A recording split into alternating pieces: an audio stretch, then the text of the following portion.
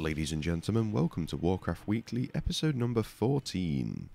And this is your weekly news show, taking a look at everything that's been going on in the world of Azeroth. Today's date is the 7th of December, and we're going to be taking a look at everything that's been happening in the past 7 days. In the news this week, Highmaul, which is one of the new Warlords of Draenor raids, opened on both normal and heroic difficulties. This means that next week the mythic version of this raid will be opening, as well as the first wing of flexible, and like with past race to world firsts, we'll be covering and keeping track of who gets the world first kills on bosses, both on flaskup.com and also by tweeting when people claim kills. So be sure to follow @FlaskUpWow on Twitter for daily updates. In line with the new Highmaul raid being released this week, we've also begun to release our range of written and video guides for this raid. So if you'd like to view the written versions of our guides for this raid, then head on over to flaskup.com, or if you'd like to view our video guides for this raid, then head on over to our YouTube channel in order to check them out. As well as the release of the Highmaul raid, the first PvP season of Warlords of Draenor also began this week. You can now find new vendors over in Stormshield and Warspear on Ashran in order to go and claim your epic loot. In Stormshield, Alliance players can find Breg Coppercast and Ingrid Blackingot standing in front of the siege tank near the exit to Ashran, and over in Warspear, the Horde players can find Lieutenant Brokefist and Lieutenant Axelash on the hill next to the exit to Ashran in order to go and buy your Honour and your Conquest gear.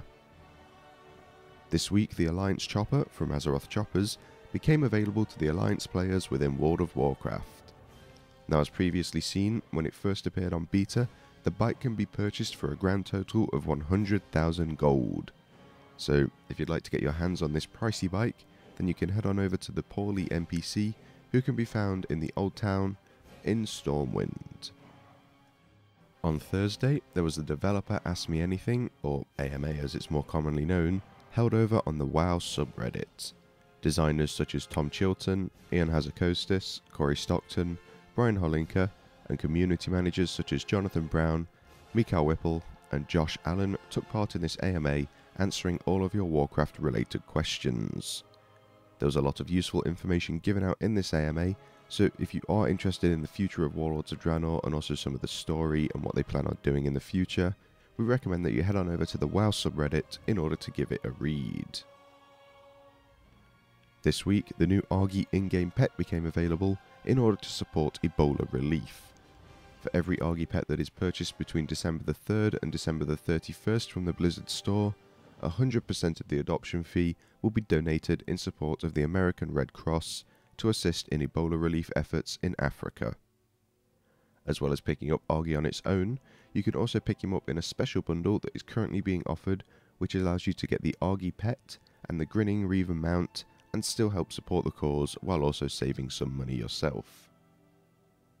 Once again this week we've had quite a few hotfixes be put onto realms in order to further balance classes, fix bugs, or make slight changes to the gameplay experience. Sadly, there are too many hotfixes for us to go over here in this short show, because I think there was 4 rounds of hotfixes in total this week, and they're quite lengthy lists. But if you would like to read the full list, then you can head on over to flaskup.com. And to close the show this week, the 2015 World of Warcraft Annual is now on sale, and you can head on over to Amazon or the Pedigree website in order to pick up your copy. This annual is packed full of information and activities, and you'll be able to learn more about the key heroes and villains in Warlords of Draenor and put your knowledge to the test in quizzes, crosswords and puzzles. The book currently seems to be on offer on both the Pedigree website and Amazon, so if you're looking to save yourself a bit of money while also getting an amazing entertaining book, then you should head on over to those websites now in order to pick up your copy. That's going to do it for this week's Warcraft Weekly. Thank you for listening, and we'll see you next Sunday.